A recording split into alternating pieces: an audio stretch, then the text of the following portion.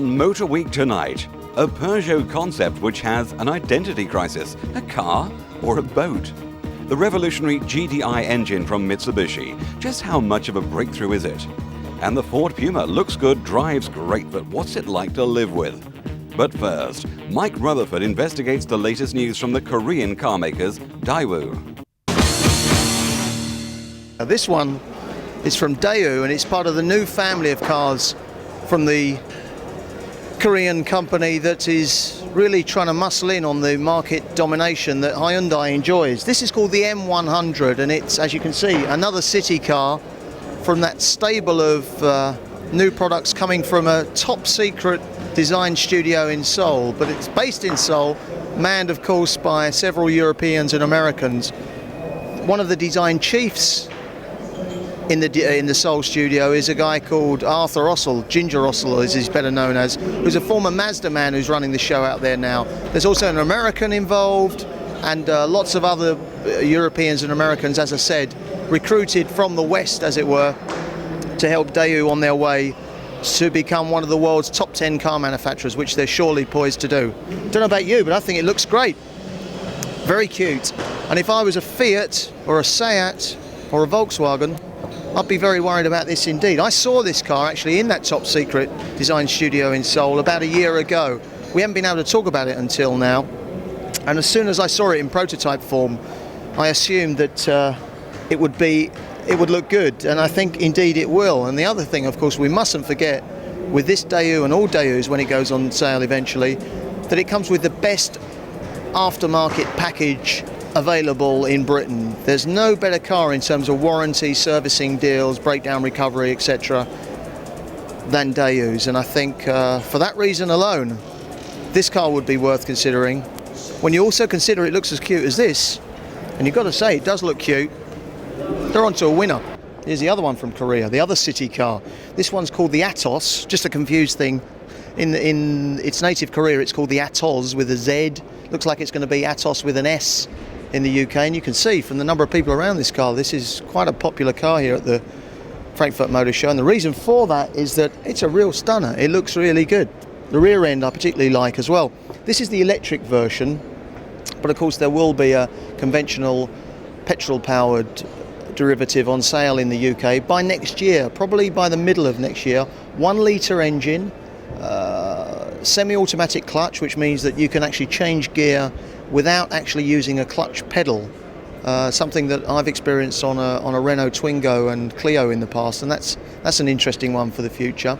New gearbox for this car, like I said, looks the part, I think, and inside it has an interesting feature too. The rear passenger seat is actually slightly raised, so that it means that people sitting in the back can, if you like, look over the heads of the front seat occupants, and it's such a simple, desperately simple design feature. It makes you wonder why more car manufacturers haven't done it in the past. Well, like I say, you never know what is going to be thrown up at the Frankfurt Motor Show, or any motor show come to that, and we certainly weren't expecting this one. This is the awfully named, I think, Proton Satria. It's the first convertible I remember seeing from the Malaysian company, and of course it's quite significant in that Lotus, dear old Lotus in Norfolk, have recently been acquired by Proton of Malaysia, and so what you're seeing here I think are the results of the first collaboration. It's interesting. I mean, I think it gives an indication of the way they're going for the future. If they can come up with something as cute as this after just a few months, give them a few years, and I think we can be seeing some serious hardware from the combination of Lotus and Proton. Do you fondly remember the Mark II Escort, the Capri, and of course the unforgettable Cosworth? They just don't make them like they used to now, do they? Well, Ford would tell you that actually they do, and it's called the Puma.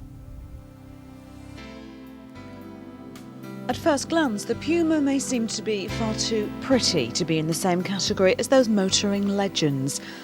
And whatever you think about the trendily labelled new edge styling, you've got to agree that it's striking, it's dramatic, and it does without doubt deserve and always get a second look.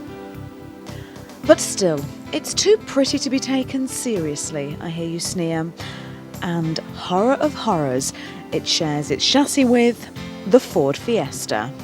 True car enthusiasts everywhere will of course rest their case at this point. But hang on just a minute before you dismiss the Puma as another Vauxhall Tigra. A sporty looking bit of fluff for the girls to drive. All talk and not a lot of action.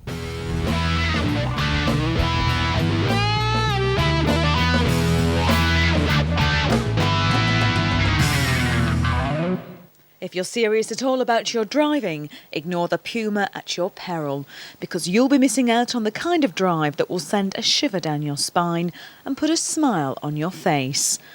Ford's designers and engineers must have been having a great week when they settled down to design the Puma. This is one car that feels like it's been designed by people who love their cars and who want you to love the Puma as much as they obviously do.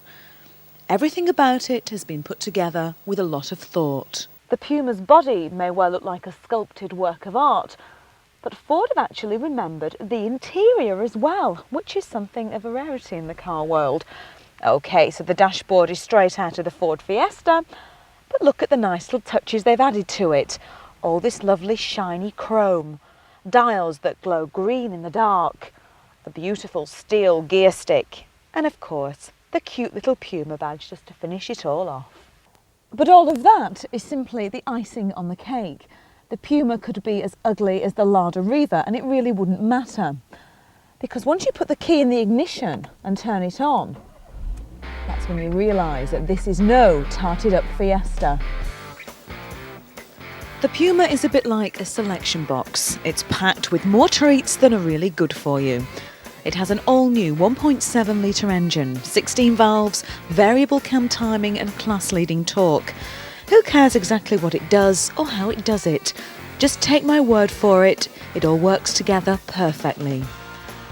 The Fiesta's old 5-speed gearbox has undergone a radical makeover and been shortened, and it just begs to be flicked through those close ratioed gears.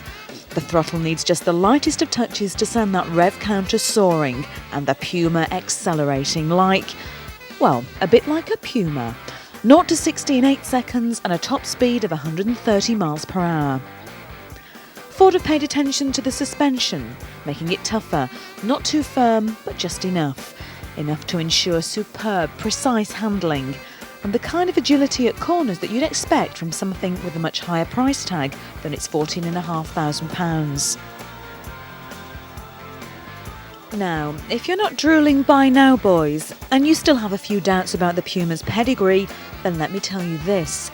The chassis, well, it's been developed by Ford's clever engineers in the Special Vehicle Engineering team, chaps who really like their cars. The chaps responsible for the Escort Cosworth. I rest my case. Are any of you eating your words yet? But the real beauty of the Puma is that it has all of that and more. Its power steering makes parking a breeze. The nippy responses mean it's a joy to drive around busy towns. And out on the motorway it has all the power you need and then some. And it still feels as solid as a rock. But wait, because there's still more. The Puma may be packed with fun, but it has a sensible side too. It's insurance group 12, not bad for a car in this class, and it should do around 40 to the gallon, which is quite respectable. And you know, you can almost convince yourself that it's actually a family car, as long as your kids don't grow up to be too tall. And just take a look at this, because it does without a doubt have an absolutely huge boot for a car in this class. And it even has a split folding rear seat. And because the Puma shares so much with the Fiesta, you won't be stung for huge servicing bills and specialist parts. And because the Puma's only being sold through a limited number of Ford dealers in limited numbers, that means it should hold its value rather well. So now I've told you how wonderful it all is, it's time for me to say what I don't like, to criticise and to complain, that thing that women do rather well. And this should take me, about 5 seconds tops. I think the wheel arches are too high, it makes the car look a bit jacked up. The back window may look fantastic, but it's like peering through a letterbox. And the hinge on the fuel flap is a bit cheap and it looks like it might snap off easily. And that's it. If only all our complaints were that short, how easy life would be. But the Puma is one of those rare cars that makes you realise that driving isn't just about getting from A to B. In the right car, driving is all about having pleasure. The Puma makes you want to get out and go for a spin in it instead of sitting there in front of the TV. Of course, the downside to all this is that your petrol bills will definitely shoot up if you become the owner of a Puma. And that's because you'll find yourself taking the longest route home that you possibly can.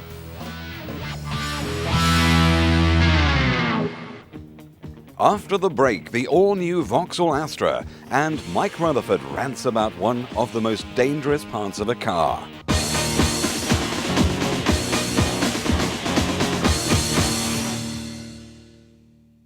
Well, I'm delighted and privileged to say that we have with us a very important man, the project director for the new Vauxhall Astra, Herbert Heil. Yeah. Herbert, congratulations on the new car. But let me start on a point that maybe you might disagree with. But it seems to me that it's not a terribly adventurous design for the new Astra. It's very nice. It's different, but it's not radically different to the previous model, is it? Oh, it is. It is radically different. If you look to the major dimensions, the wheelbase, the tread, the shape of the car, the move forward windshield by more than 120 millimeters, these are major elements for a new, fresh, muscular design. And how do you compare it? How do you begin to compete with things like the Volkswagen Golf and to a lesser extent the Citroën Zara? What is it that the Astra has that these cars don't have? You know, I'm just coming from the Golf and I have seen it's an evolutionary car. It's not a new one, but this is their philosophy and I have nothing against this. But we decided very early in the development to have an all-new, fresh, young design for our car. And the Citroën Zara, what's your feeling about that one? The Citroëns, they are more or less conventional, I would say, but also a nice car. I have to state this. Yeah. Are you worried about the threat from Ford in about a year's time when they'll be launching the new Escort? Ford is always good for a surprise, and I could think that they will do something good. Okay, but let's come back to more important matters, and that's your new car. We should explain actually that this noise behind us is just part of the Astra presentation, and I mean, what a show it is. It's more like a West End production. Yeah. But tell us some of the other differences about the new Astra against the old car. We have improved the ride and handling on the car very much. You know, we have a brand new front suspension with a low located steering. In the cradle is isolated to the body.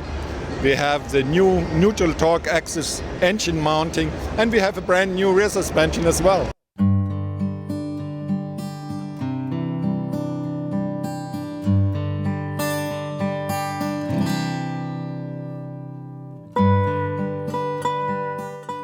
So there you were with your crayon and the back of an envelope, and you came up with this.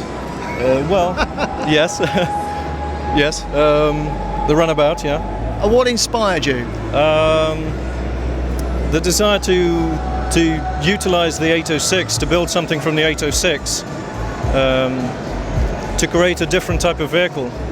The 806 is, of course, your people carrier, Yes. and please don't be offended by this, but it ain't the world's most exciting looking vehicle, is it? No. I hate people carriers, period. All of them. There's not one of them I like. They're just not my type of vehicle. You know, as far as I'm concerned, they're vans with windows. You've just transformed that, haven't you, with this vehicle? And it's based on the same chassis, and it just shows the flexibility that you have with a vehicle like that. It's what we wanted to do. Obviously, we've got more liberty with this type of vehicle than with an 806. But it was an exploration of what we could actually do, how far we could go with this type of vehicle. And the difficult question, and I know it puts you in an awkward spot, but I mean, what is the possibility of actually seeing this one day, not for a very long time probably, but one day in the showrooms and on sale?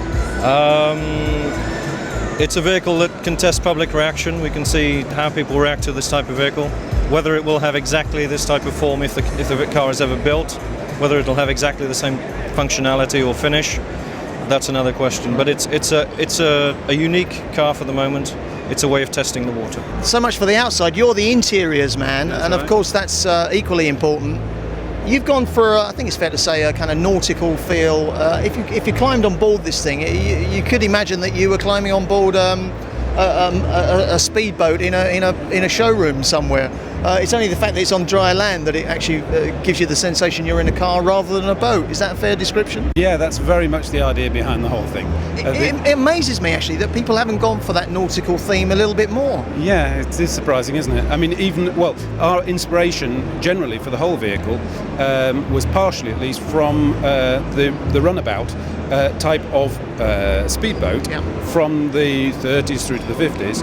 That very beautiful type of wooden speedboat that's no longer made, and we thought we'd try and bring some of that feel into a car. Specifically this car, because it's a hybrid of lots of different existing types of car, the cabriolet, the pickup, and to a certain degree the modularity of the original donor car, the 806, because we have two fold-out seats inside, making it a proper four-seater. The Vauxhall Vectra has been voted the UK's top company car, according to the Association of Car Fleet Operators, who choose cars for around half the driving population. The Luton-built Vectra has been praised for the, quote, depth of its range, quality and good whole-life cost performance. Meanwhile, this month sees the launch of the new Arctic 2 limited edition Vectra, which offers about £2,000 in extra equipment at standard cost. The new Saab 95 Saloon, which goes on sale this week, is armed with one of the highest ever security ratings by Thatcham, the Motor Industries Research Centre. The Saab 95 includes remote-control deadlocking and anti-scan, anti-tilt and glass brake sensors. All locks are fully shielded and have freewheeling barrels, all of which contribute to the 95's 96.7 Thatcham rating. Chrysler Jeep Imports UK will have double reason to celebrate at next week's London Motor Show. The UK has now overtaken Germany in August to become the top-selling European market for Chrysler, and the UK has also become the top-selling export market in the world for Chrysler International. So what causes all these accidents on the road? You know, the government keep banging on about the fact that speed kills hundreds of people every year, and then there's also this talk about alcohol killing so many people every year. In fact, the vast majority of people are not killed because they're drunk or because they've been speeding. They die when they're driving within the speed limit, and they die when they're stone cold sober. So let's not get obsessed about this question of speed and alcohol, and let's look at some of the other factors. Factors like this: the car stereo system, a killer. No, not when some of those awful inane DJs are on, but when you're searching for those awful inane DJs with your search facility button that never gets you what you're looking for when you want it. It is my honest opinion that there are more people having accidents with these things than almost anything else, because long gone are the days when you used to just simply have a dial on the right from moving along from one station to another. You used to have another dial or a knob on the left there for volume up and down. We've now got all this search and seek facility, and we've also got buttons that are totally meaningless. I mean, I'm somebody who probably drives hundreds of different cars every year. That means hundreds of different car radios. And you would think by now, wouldn't you, that I know what all the signs and the signals mean. We've got two buttons here. One says VF, the other one says PS, AS. I haven't got a clue. I do not have a clue what they mean. I mean, it's absolutely ludicrous that these things are so complicated. They're located in the wrong position down there. They should be up there closer to eye level. There should be controls on the steering boss as they are on the new Citroen Zara, for example, rather than down here.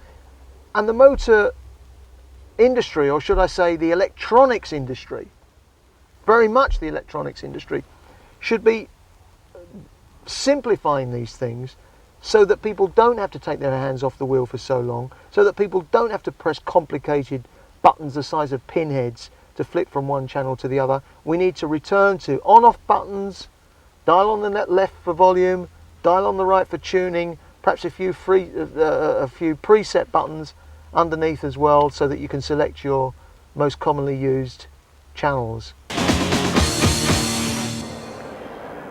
an example of what many experts are saying is one of the most exciting engine developments this century.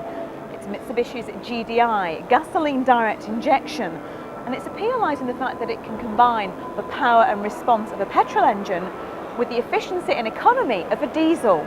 It was unveiled at the Frankfurt show in 1995, and for the first time ever it's available in Europe from 1998 in the Mitsubishi Charisma.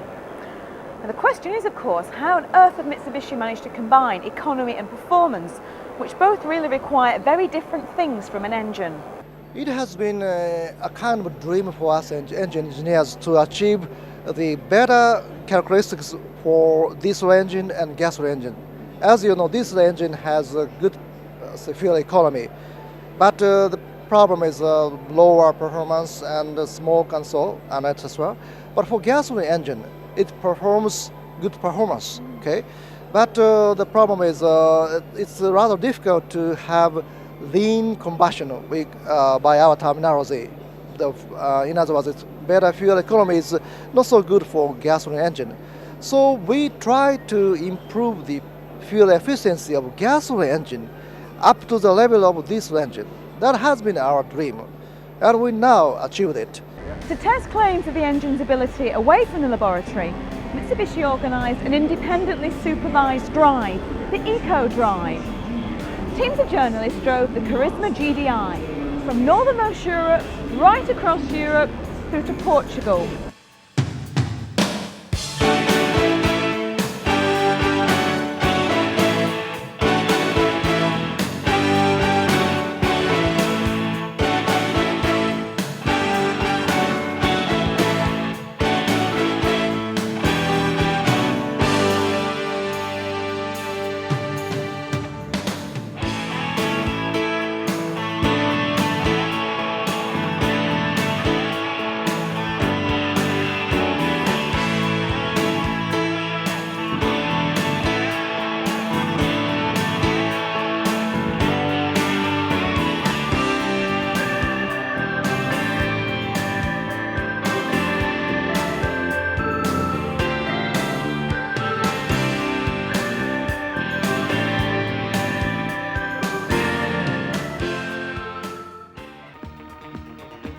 Next week, we talk to the man behind the design of the new Land Rover Freelander.